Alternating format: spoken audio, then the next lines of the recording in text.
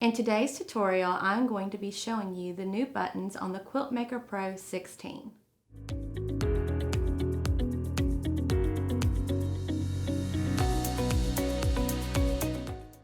On the handlebar, we have the Start-Stop button. When you press the Start button, your machine will start sewing, and when you press the Stop button, it will stop. When you are in manual mode, you can adjust the speed with the plus sign on this handlebar or the minus sign on your left handlebar. The button over here on the left-hand handlebar on the left side is needle up, needle down. If you press the button, the needle will go up, and if you press it again, it'll go down. Also, if you need to do a full revolution, you just hold the button and it'll give you a full stitch. This is the home screen on the Quilt Maker Pro 16.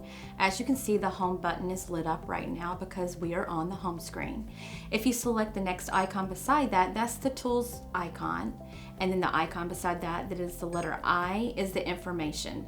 This will tell your technician different things like how many stitches are on this machine and settings that they need to know. If we go back to the home screen, you can see that now it has stitch mode on it. It has regulated and manual. Right now, because manual is in blue, that is a mode that we are in. Underneath manual, you'll see the number 365. That is the speed that we have it set at right now. That represents 365 stitches a minute. If I were to press the start button, my speed stays constant. It never changes because we are in manual mode. Down below, you will see that there are two presets that you can set. You would have this for the different types of quilting that you may do. Over on the right-hand side of the screen, you'll see that there is a needle up, needle down. That is the position that your needle will stop in when you're quilting and you press the stop button. Also notice above that there is a red circle.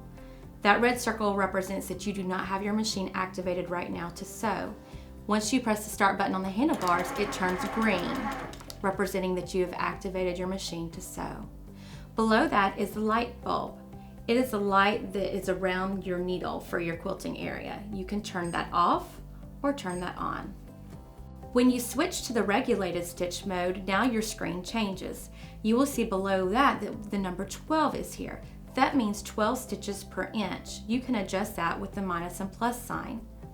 Below that, you'll see a dotted circle and then a circle with arrows. The circle with arrows means it's in cruise mode. When you're in cruise mode and you press the start button, your machine will always give you a steady stitch. Right now, the speed is set on 75, as that is what Janome recommends. That means it will always give me 75 stitches a minute. If I were to select the broken circle button, then I am then in precision mode. So when I press the start button, my machine only sews when I move it. I generally sew in the cruise mode more often than the precision mode. And as you can see, the buttons on the right hand of the screen did not change. In the tools icon, you have 6 different buttons. The first one is a calculator. If you select it, you can use this to calculate how large your quilt is or how much you're going to charge a customer to quilt it.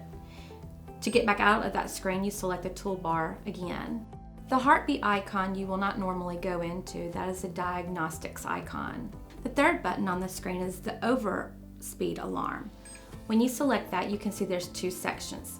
This right here is the sounds of the beeps that it makes when you are sewing faster than your machine can regulate. The second half of the screen is an alarm for you to be able to set if you need to stop quilting in 10 minutes. You can set the alarm to 10 minutes, and in 10 minutes it will beep at you and let you know your time is up. If you go back out into the tools screen, you will then see a 4th button that looks like an alarm clock. This is a button on here that can calculate how many stitches each quilt you quilt has in it. You can reset it by hitting the arrow back button, and then once you start a new quilt, you'll have a fresh count. Also, you can just press the play button up here and it will time how long it takes you to quilt the quilt. Just always remember to pause it when you stop quilting to take a break and come back and hit the play button again. The 5th button on the screen is the language button. You can select the English language and change it to a different one. The last button on the screen is a blue button with a sewing machine on it. This is a button you will only use when you're going to do an update to your machine.